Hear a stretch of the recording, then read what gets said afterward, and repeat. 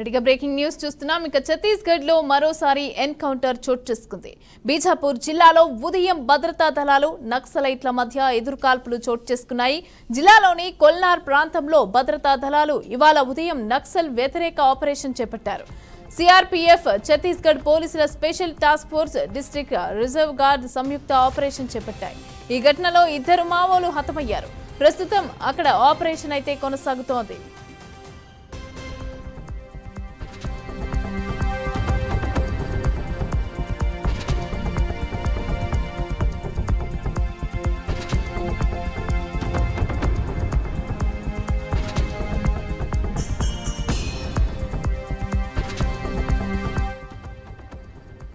ఇక ఛత్తీస్గఢ్ లో మరోసారి ఎన్కౌంటర్ అయితే చోటు చేసుకుంది. బీజాపూర్ జిల్లాలో ఉదయం భద్రతా దళాలు నక్సలైట్ల మధ్య ఎదురుకాల్పులు చోటు చేసుకున్నాయి.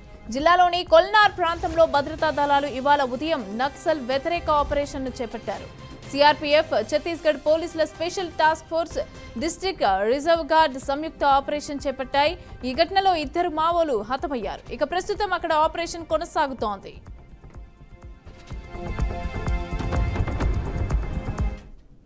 రెడ్డిగా ఇదే అంశానికి సంబంధించి పూర్తి అప్డేట్స్ మా ప్రతినిధి రామకృష్ణ అందిస్తారు. రామకృష్ణ, చెప్పండి.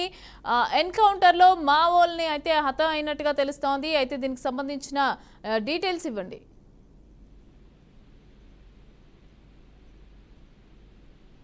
రామకృష్ణ.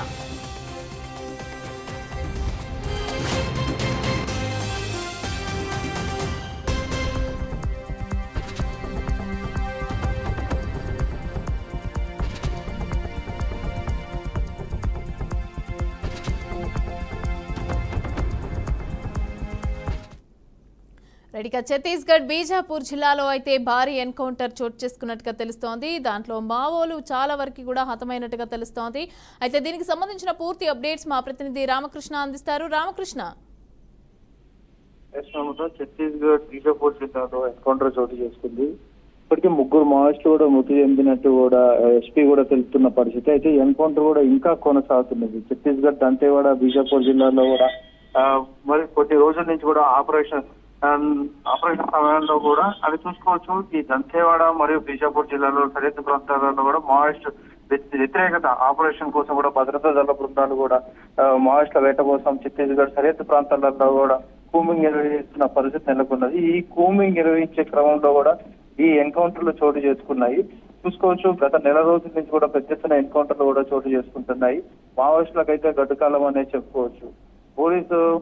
పోలీసు ఇటు సిఆర్పిఎఫ్, డిఆర్జీ, ఇంకా బెటాలియన్లు కూడా అక్కడ పోలీసులు కూడా ఈ ఛత్తీస్గఢ్ సరిహద్దు ప్రాంతాలలో కూడా మావోయిస్టుల వేట కోసం కూడా ఒక బేస్ క్యాంప్ కూడా ఏర్పాటు చేసుకొని మావోయిస్టుల వేట కోసం మొత్తం దట్టమైన అటవీ ప్రాంతాలన్నీ సంచరిస్తున్న పరిస్థితి నెలకొన్నది. దీంతో మావోయిస్టులు ఎదురుపట్టడంతో ఈ ఎన్కౌంటర్లు అయితే చోటు చేసుకుంటుంది. అట్లానే చూసుకుంటే ఈ రోజు తెల్లవారుజాము నుంచి కూడా మావోయిస్టుల వేట కోసం ఇటు డిఆర్జీఎఫ్, సిఆర్పిఎఫ్, అంతేకాకుండా ఇంకా బేస్ క్యాంప్ లో ఉన్న జవాన్లు కూడా పెద్ద ఎత్తున కూంబింగ్ నిర్వహిస్తున్న క్రమంలో ఈ మావోయిస్టు ఎదురుపట్టడంతో కూడా ఎన్కౌంటర్ చోటు చేసుకుంది అంటూ పోలీసులు కూడా చెప్తున్న పరిస్థితి చూసుకోవచ్చు. ఇప్పటికైతే 3 మావోయిస్టులు కూడా మృతి చెందిన పరిస్థితి, ఇంకా కొంతమంది మావోయిస్టులు కూడా గాయాలయ్యాయి. ఇది చూసుకుంటే ఇది ఇంద్రావతి నది సమీపంలో కూడా ఈ ఎన్కౌంటర్ జరిగింది. కొంతమంది మావోయిస్టులు తప్పించుకున్నట్టు పోలీసు వర్గాలు కూడా చెప్తున్న పరిస్థితి. తప్పించుకున్న మావోయిస్టుల కోసం పెద్ద ఎత్తున కూంబింగ్ కూడా నిర్వహిస్తున్న పరిస్థితి నెలకొన్నది. ఛత్తీస్గఢ్ దట్టమైన అటవీ ప్రాంతం సరిహద్దు ప్రాంతాల్లో కూడా పోలీసులు క్షుణ్ణంగా కూడా వెహికల్ తనిఖీలు కూడా చేస్తున్న పరిస్థితి నెలకొన్నది. సిఆర్పిఎఫ్, డిఆర్జీ 2 బెటాలియన్లు కూడా ఈ ఎన్కౌంటర్ లో కూడా పాల్గొన్నట్టు తెలుస్తుంది. అంతా రైట్. దాదాపు ఎంతమంది చనిపోయారు, అంటే మావోయిస్టులు ఎంతమంది చనిపోయారు, దీనికి సంబంధించి ఇన్ఫర్మేషన్ ఏమైనా బయటకు వచ్చిందా? 3 మావోయిస్టులు కూడా మృతి చెందినట్టు కూడా పోలీస్ ఎస్పీ కూడా చెప్తున్న పరిస్థితి. కొందరు మావోయిస్టులు అయితే తప్పించుకున్నారు అని చెప్పేసి చెప్తున్నారు. తప్పించుకున్న మావోయిస్టుల కోసం కూడా కూంబింగ్ నిర్వహిస్తున్నారు. అయితే ఆ ప్రాంతాల్లో అయితే ఇంకా ఎన్కౌంటర్ అంటే ఇంకా కాల్పులు అయితే జరుగుతూనే ఉన్నాయి. మావోయిస్టుల వేట కోసం అయితే మొత్తం దట్టమైన అటవీ ప్రాంతాల్లో పోలీసులు కూడా తెలుస్తుంది. సిఆర్పిఎఫ్, డిఆర్జీ 2 బెటాలియన్లు కూడా ఈ ఆపరేషన్ లో కూడా పాల్గొన్నట్టు తెలుస్తుంది. Mamata. Right. Thank you Ramakrishna. Thanks for the updates.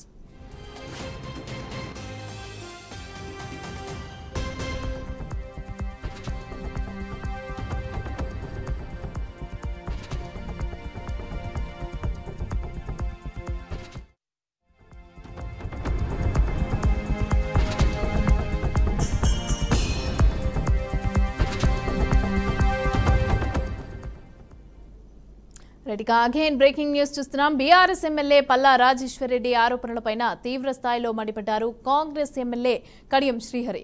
ఇక పల్లా రాజేశ్వరరెడ్డి నాపై ఆధారాలు లేని ఆరోపణలు చేసి ప్రజల్లో నా పలుకుబడి గుర్తింపును దెబ్బతీయాలని ప్రయత్నం చేస్తున్నారని అన్నారు. పల్లా రాజేశ్వరరెడ్డి ఆరోపణలను విమర్శలను తీవ్రంగా ఖండించారు. పదే పదే పార్టీ ఫిరాయించిన ఎమ్మెల్యే పదవికి రాజీనామా చేయాలి అంటున్నాడు. ప్రస్తుతం ఈ విషయం కోర్టులో ఉంది. సుప్రీంకోర్టు తీర్పుకు కట్టుబడి ఉంటానని తెలిపారు.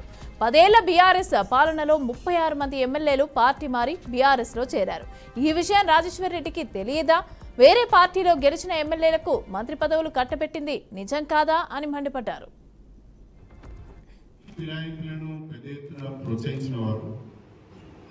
ఎమ్మెల్యే పదవికి రాజీనామా చేయకుండా వేరే పార్టీలో గెలిచిన వారికి మంత్రి పదవులను కట్టబెట్టిన వారు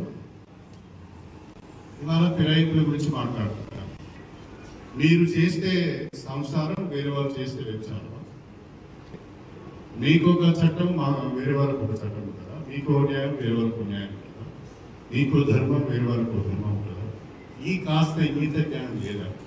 దీనికి శ్రీకారం చుట్టిందే మీరు కదా. ఈ ఫిరాయింపులు వద్దు అని ఆనాడు మీరు కేసీఆర్ గారు చెప్పగలిగారు. ఈరోజు ఏ ముఖం పెట్టుకొని మాట్లాడుతున్నారు? ఎందుకు మాట్లాడుతున్నారు? సిగ్గులేదు. ఎమ్మెల్యేల ఫిరాయింపుల పైన మాట్లాడే నైతిక హక్కు బీఆర్ఎస్ కానీ కేసీఆర్ కానీ మరెవరికి కానీ లేదు. దీన్ని వ్యవస్థను భ్రష్టు పట్టించి పార్టీ ఫిరాయింపులను గత ఎన్నికలలో బూతులు మాట్లాడిన నేతలందరూ ఓడిపోయారు. వారు ఎవరో మీకే తెలుసు అంటూ సెటైర్లు వేశారు భారత మాజీ ఉపరాష్ట్రపతి వెంకయ్య నాయుడు. అసెంబ్లీలో అభివృద్ధి సిద్ధాంతాలు సమస్యలపైన చర్చల కంటే నేతల బూతులే ఎక్కువయ్యాయి. అసెంబ్లీలో బట్టలు చించుకొని కొట్టుకునే పరిస్థితికి తెచ్చారని ఆవేదన వ్యక్తం చేశారు. ఇంట్లో ఉండే అమ్మను, భార్యను తమ నేతలతో బూతులు తిట్టించి కొందరు రాక్షస ఆనందం పొందారన్న ఆయన నువ్వే నా మేం అంతే అంటూ మరికొంతమంది కూడా బూతులు మాట్లాడుతున్నారని ఆరోపించారు. ప్రజలందరూ కూడా ఆ నేతల బూతులు వినలేక పోలింగ్ బూతుల్లోకి వెళ్లి ఓటు వేసి ఓడించారని ఎద్దేవా చేశారు. బూతుల కంటే పోలింగ్ బూత్ గొప్పది, బలమైనది అని పేర్కొన్నారు.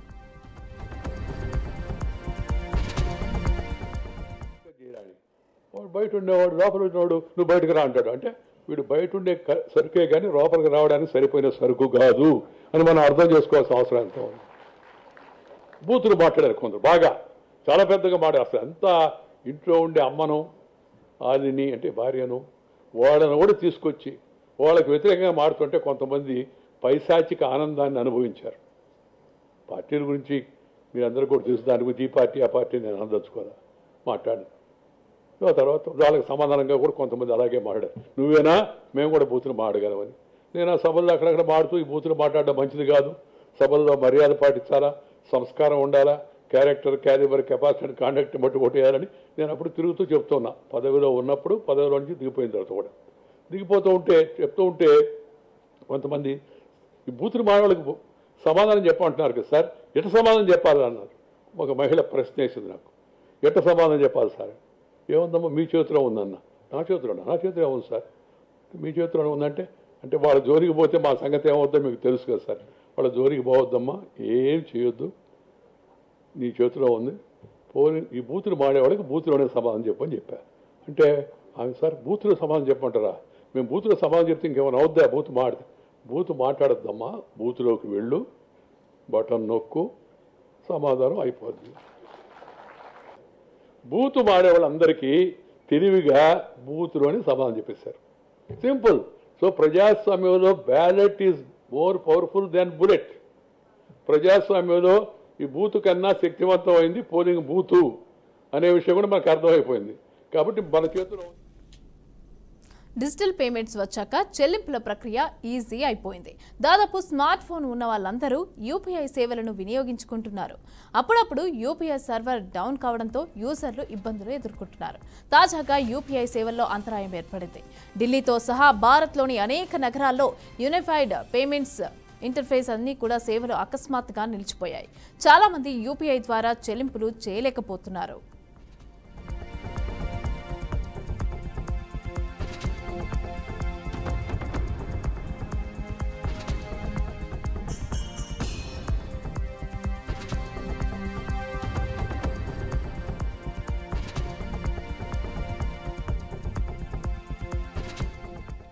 ఇక పేటీఎం, ఫోన్పే, జీపే వినియోగదారులు యూపీఐ చెల్లింపులు చేయలేక ఇబ్బందులు పడుతున్నారు.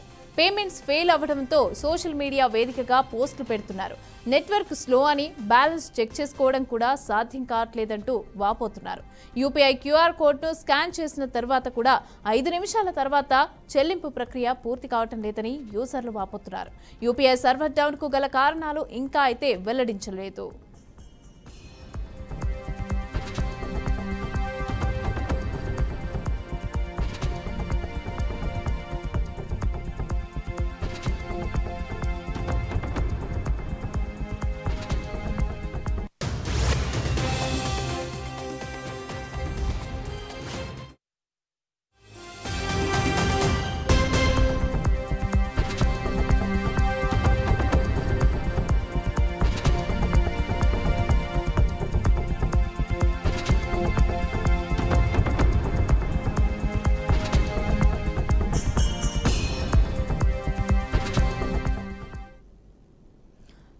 రైట్, ఇక బ్రేకింగ్ న్యూస్ చూస్తున్నాం. ఫ్యాక్టరీలో అగ్ని ప్రమాదం జరగడంతో 8 మంది మృతి చెందిన విషాద ఘటన మహారాష్ట్రలో చోటు చేసుకుంది. నాగూర్ జిల్లా ఉమ్రేడ్లోని అల్యూమినియం ఫాయిల్ ఫ్యాక్టరీలో అగ్ని ప్రమాదం సంభవించింది. ఇక ఈ ఘటనలో 8 మంది మృతి చెందారు. మరికొంతమందికి తీవ్ర గాయాలు కాగా వారిని నాగ్పూర్ ప్రభుత్వ ఆసుపత్రికి తరలించారు.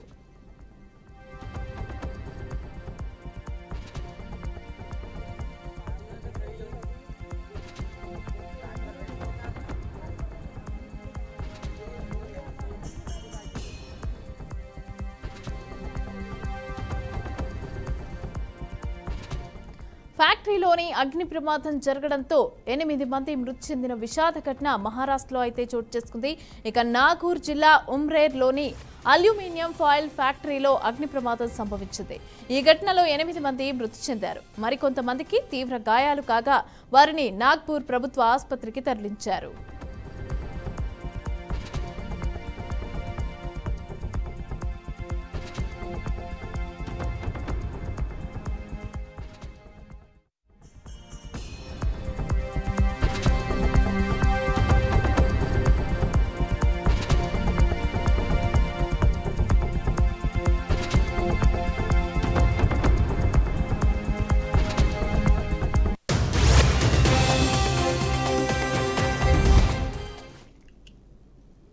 రెడీగా బ్రేకింగ్ న్యూస్ చూస్తున్నాం. ఇక తెలంగాణ బీజేపీపై వరుస విమర్శలు గుప్పిస్తున్న ఎమ్మెల్యే రాజా సింగ్ తో కేంద్ర మంత్రి ఎంపీ బండి సంజయ్ భేటీ కానున్నారు. ఇక దీనిపైన ఉత్కంఠ అయితే నెలకొంది. హిందుత్వ ఎజెండాతో పనిచేస్తున్న ఈ ఇద్దరు నేతల భేటీ రాష్ట్ర రాజకీయాల్లో ఆసక్తిని పెంచుతుంది. బీజేపీలో రాజా సింగ్ ను మళ్లీ యాక్టివ్ చేయడానికే బండి సంజయ్ భేటీ అవుతున్నారని ప్రచారం ఊపందుకుంది. పాత బస్తీకి వెళ్లనున్న బండి సంజయ్ ఆకాష్ పూరిలోని హనుమాన్ దేవాలయంలో పూజలు చేసిన అనంతరం రాజా సింగ్ తో సమావేశం కానున్నారు.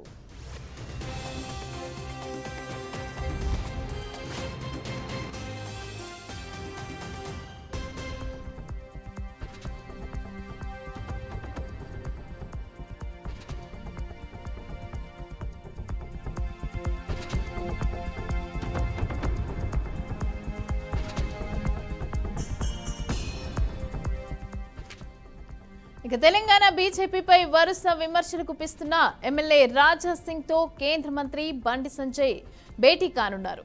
కాగా దీనిపైన ఉత్కంఠ అయితే నెలకొంది. హిందుత్వ ఎజెండాతో పనిచేస్తున్న ఈ ఇద్దరు నేతల భేటీ రాష్ట్ర రాజకీయాల్లో అయితే ఆసక్తిని పెంచుతుంది. ఇక బీజేపీలో రాజా సింగ్ ను మళ్లీ యాక్టివ్ చేయడానికే బండి సంజయ్ భేటీ అవుతున్నారని ప్రచారం ఊపందుకుంది. పాత బస్తీకి వెళ్లనున్న బండి సంజయ్ ఆకాష్ పూరిలోని హనుమాన్ దేవాలయంలో పూజలు చేసిన అనంతరం రాజా సింగ్ తో సమావేశం కానున్నారు.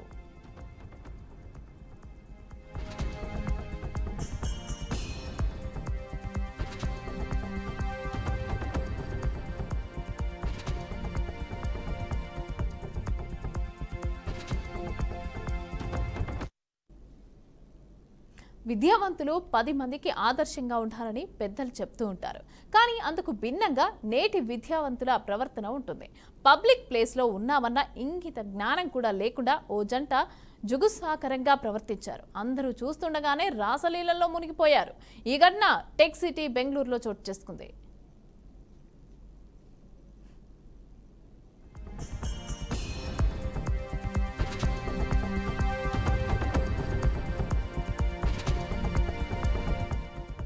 ఇక ఇక బెంగళూరులోని మెజెస్టిక్ మెట్రో స్టేషన్లోని ప్లాట్ఫామ్పై 3 పైన ఈ యువకుడైతే స్నేహితురాలతో కలిసి ట్రైన్ కోసం నిరీక్షిస్తున్నాడు. ఇంతలోని ఆమె దుస్తులను పైకి ఎత్తి అసభ్యంగా ప్రవర్తించడం మొదలుపెట్టాడు. ప్లాట్ఫామ్ పైన మహిళలు, వృద్ధులు, చిన్నారులు అందరూ కూడా ఉన్నారు.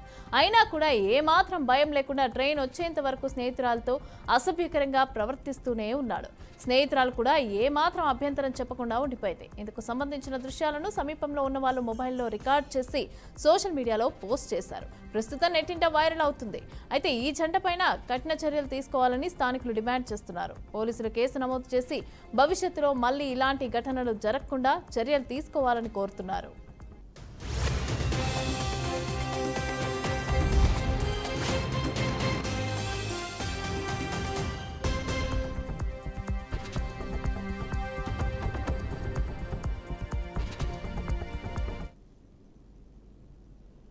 జమ్మూ కాశ్మీర్లోని అక్నూర్ సెక్టార్ వద్ద ఉన్న నియంత్రణ రేఖ దగ్గర ఎదురుకాల్పులు జరిపాయి. ఇక ఈ కాల్పుల్లో ఆర్మీకి చెందిన జూనియర్ కమిషన్డ్ ఆఫీసర్ ప్రాణాలైతే కోల్పోయారు. అయితే చొరబాటుకు ప్రయత్నించిన ఉగ్రవాదుల్ని తిప్పికొట్టారు.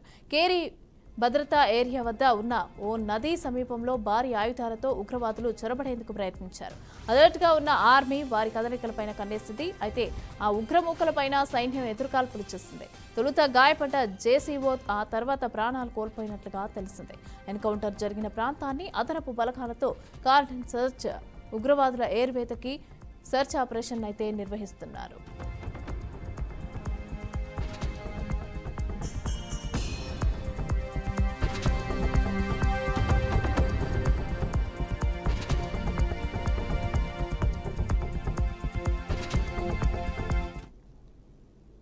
టీటీడీ ఆధ్వర్యంలో నిర్వహించే ఎస్వి గోశాలలో గోవులు మృతి చెందాయి అంటూ టీటీడీ మాజీ చైర్మన్ వైసీపీ నేత భూమన కరుణాకర్ రెడ్డి చేసిన వ్యాఖ్యలపైన మంత్రి ఆనం రామనారాయణ రెడ్డి ఫైర్ ఎక్కారు. తిరుమలలో అన్ని పూజా కార్యక్రమాలు సక్రమంగా జరుగుతున్నాయన్నారు.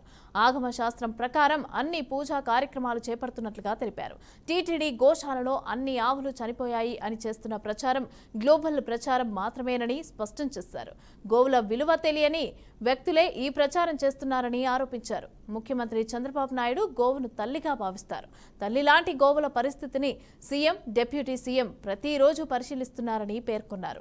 టీటీడీ గోశాలలో 230 మంది పరిచారకులు పనిచేస్తున్నారని అన్నారు. అయితే గోశాలలో అన్ని వసతులు ఉన్నాయని తెలిపారు. మీకు మీ నాయకుడికి తల్లి గురించి విలువ తెలుసా అని అడుగుతాను. ఆ తల్లే నేను ఈ తల్లిగా ఎందుకు ఉన్నాను ఈ కొడుకు అని చెప్పి బాధపడ్డటువంటి ఈ సందర్భాలని ఏం మాట్లాడతావు? మీ నాయకుడి యొక్క తల్లే నేను ఈ బిడ్డకి ఎందుకు తల్లినయ్యానా అని బాధపడుతూ, నేనెందుకు అమ్మనయ్యానా ఇతనికి అని చెప్పి ఆమె బాధపడుతూ ఇచ్చిన ప్రకటనలు నీకు కనపడలేదా అని అడుగుతుంది. నువ్వు ఇవాళ గోమాతల గురించి, టీటీడీలో ఉన్నటువంటి గోవుల యొక్క గోశాలల గురించి మాట్లాడే క్రమంలో అమ్మ, ఆవు ఇన్ని మాట్లాడుతున్నావు.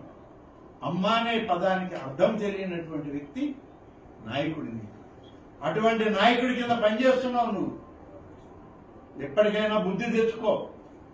నీ పాలనంతా ఎలా జరిగిందో తెలుసు అందరికీ. ఎన్ని వ్యవస్థలు కుప్పకూలాయో తిరుమల తిరుపతి దేవస్థానంలో, ఎంత అవినీతిని మూట కట్టుకుని పోయావో, ఎన్ని అపచారాలు మూట కట్టుకుని పోయావో.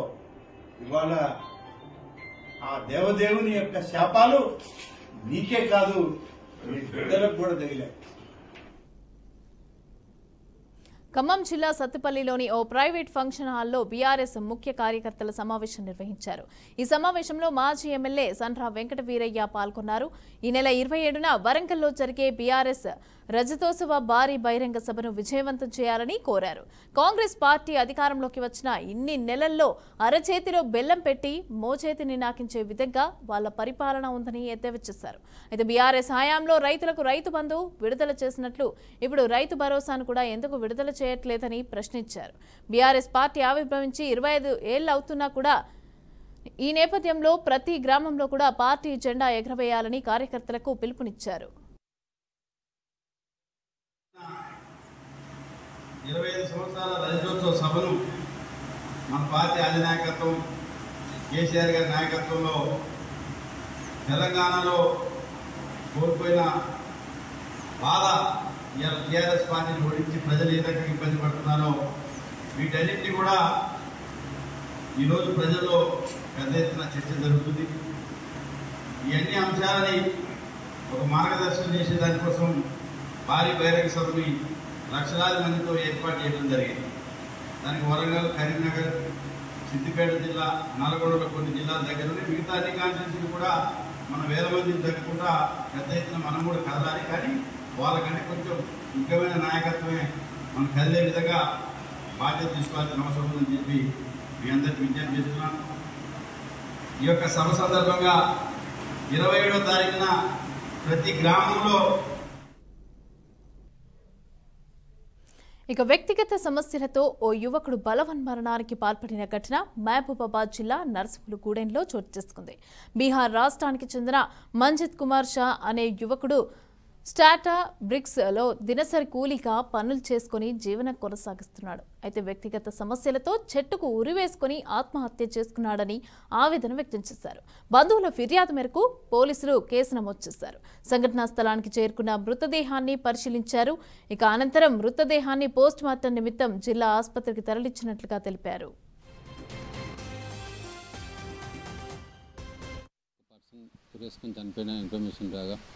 మాకు ఒక శివసాయి అనే పర్సన్ బీఆర్ అతను అంటే ఇక్కడ వర్క్ చేసే లేబర్కి ఇన్ఛార్జ్ అతను మాకు కంప్లైంట్ ఇస్తే ఇక్కడికి వచ్చి చూస్తే ఒక అతను ఉరేసుకొని చనిపోవడం జరిగింది. మంజిత్ కుమార్ 25 years ఓల్డ్ ఉంటాయి, బీఆర్ స్టేట్ అతను ఇక్కడ సిమెంట్ బ్రిక్స్, ఆర్ఎస్ బ్లాక్ వీటికి సంబంధించిన లోడింగ్ అన్లోడింగ్ వర్క్ చేస్తూ ఉంటాడు. రోజు మాకున్న ఇన్ఫర్మేషన్ ప్రకారం అయితే రోజు రెగ్యులర్గా ఇక్కడనే వర్క్ చేసి 9 గంటలకు అయిపోయినాక నైట్ ఫోన్లు మాట్లాడుతానంటాడు. ఫోన్ మాట్లాడి రెగ్యులర్గా మాట్లాడతాడు. అతని పర్సనల్ ప్రాబ్లంతో రాష్ట్రంలో జర్నలిస్టులకు రక్షణ కల్పించాలని కాకినాడ జిల్లా కలెక్టరేట్ వద్ద వివిధ జర్నలిస్టుల సంఘాలు జర్నలిస్టుల ఆధ్వర్యంలో నల్ల బ్యాడ్జీలతో నిరసన వ్యక్తం చేశారు. పల్నాడులో సాక్షికి చెందిన విలేకరుపైన అక్రమంగా కేసులు పెట్టారని వారు ఆరోపించారు. పోలీసులు పూర్తి స్థాయిలో విచారణ చేయాలి తప్ప అక్రమంగా కేసులు పెట్టరాదని అన్నారు. ఇక దీంతో పెట్టిన కేసులను కూడా వెంటనే ఎత్తివేయాలని డిమాండ్ చేశారు. అనంతరం జర్నలిస్టులకు రక్షణ కల్పించాలి అంటూ కాకినాడ డిఆర్ఓకి వినతి పత్రాన్ని అందజేశారు.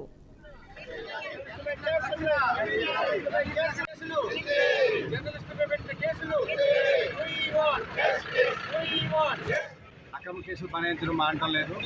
మధ్యలో బలిపశు అయ్యేది జర్నలిస్టే కనిపిస్తున్నాడు. ప్రధానంగా జర్నలిస్ట్ అనేవాడు ఆయా సంస్థలు ఏదైతే ఉన్నాయో ఆ సంస్థలను బట్టి అనుకూలంగా పనిచేయవలసి ఉంటుంది. రాస్తే ఒక పల్నాడు జిల్లాలో హరిశ్చంద్ర అనే వ్యక్తికి సంబంధించిన హత్య కేసు మీద అయితే సాక్షిలో ఒక కథనం వచ్చిన దాని మీద పోలీసులు అయితే అక్రమంగా కేసులు పెట్టారు. అసలు వార్తకి సంబంధించి దానిలో ఏమి నిజాలు ఉన్నాయో తేల్చాల్సిన పోలీసులు దాన్ని పక్కన పెట్టి వార్తలు రాసిన సాక్షి మీద అయితే కేసులు పెట్టడం, దాన్ని ఆంధ్రప్రదేశ్ వర్కింగ్